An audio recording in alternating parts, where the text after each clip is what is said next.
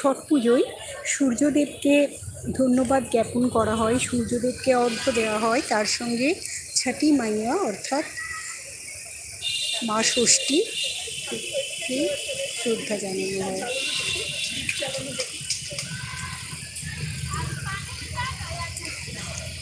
ষষ্ঠীর দিন আজকে কার্তিক মাসের শুক্লা ষষ্ঠী তিথি, তাই এই ষষ্ঠী তিথিতে মা ষষ্ঠীর আরাধনা করা হয়, যাতে মা ষষ্ঠী সকল সন্তানকে সুস্থ রাখেন, নিরোগ রাখেন, ভালো রাখেন।